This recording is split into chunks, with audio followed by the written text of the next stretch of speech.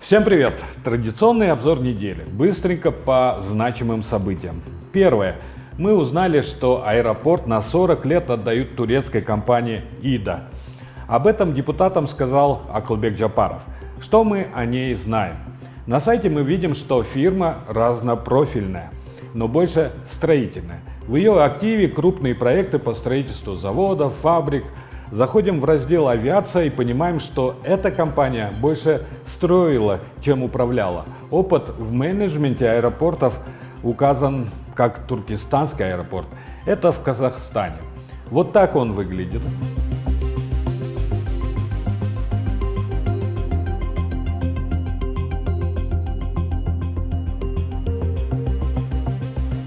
Пять полетов в день.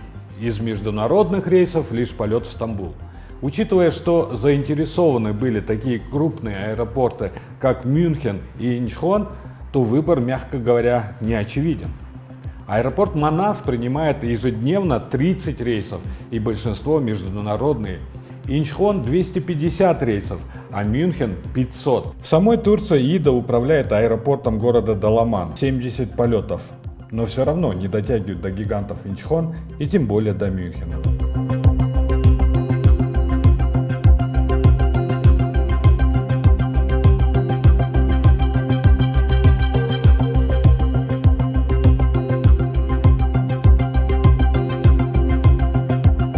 Второе. Джогорку Кенеш перед каникулами разгулялся и принял ряд законов, свой регламент в конце концов, ну и легализацию доходов.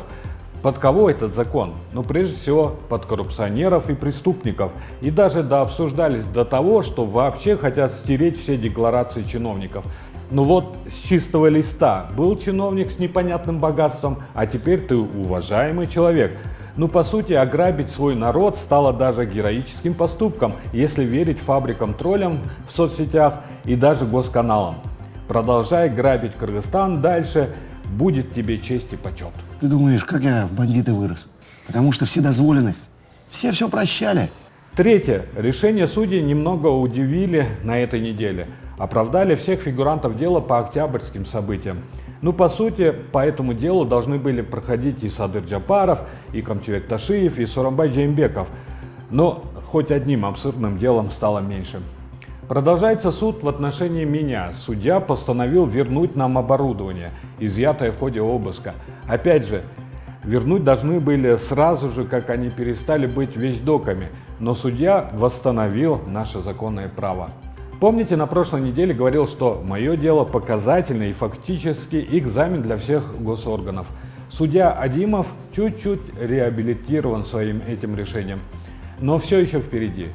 Уже начал думать, что может судьи вдруг решили стать независимыми, но директора Next TV Талайбека Душенбиева оставили в тюрьме по абсурдному обвинению.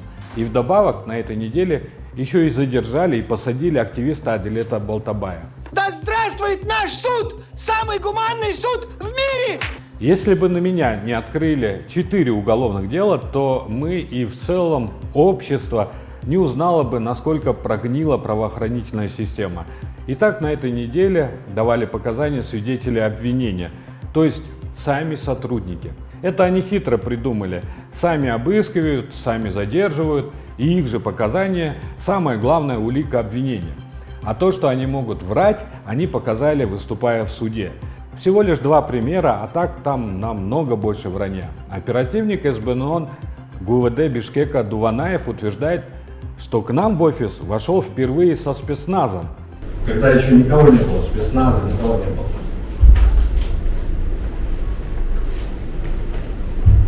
Вот спецназ на Эгриган, спецназ на Алматы. До этого ни разу не заходили. Да. Вот как раз тот момент. Он уже ждет у двери и направляет спецназ.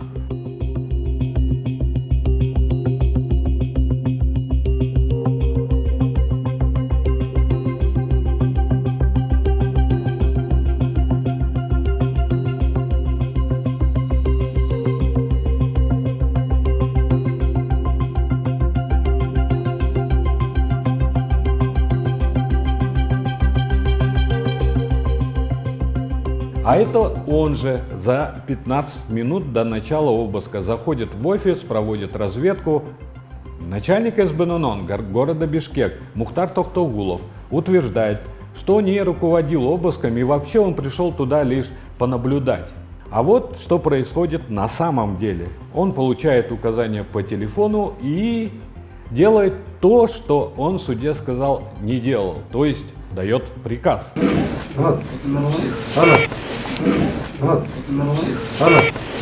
И этих людей даже не останавливает уголовная ответственность за ложь на суде.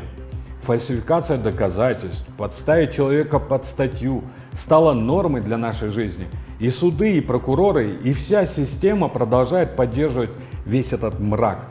К нам достаточно часто обращались по таким делам, но мы за неимением доказательств отказывали. Но так уж случилось, что мы в качестве обвиняемых уже можем изнутри собирать доказательства и вскрывать всю эту гниль общества.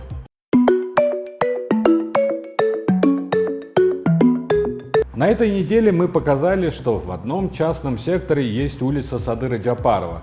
Мы предположили, что люди хотят обратить внимание на свою проблему. Кстати, на сайте Дарек KG за жилмассивом Рухи Мурас улицы вообще никак не называются. И у домов там нет ни одного кадастрового номера. И вот сегодня пришло известие, что табличку сняли. И у них уже якобы были давно техпаспорта. А табличку они повесили вот в благодарность за это президенту. Это уже не в первый раз после наших репортажей нам доказывают, что проблемы и не было. Ну хоть так. Рады, что у них все хорошо. Мы продолжаем собирать деньги на нашу работу, пока только через Patreon. Будем дальше показывать проблемы населения, вскрывать беспредел и бесчинство властей и бороться с коррупцией. Вот такое нам запомнилась эта неделя. Всем пока.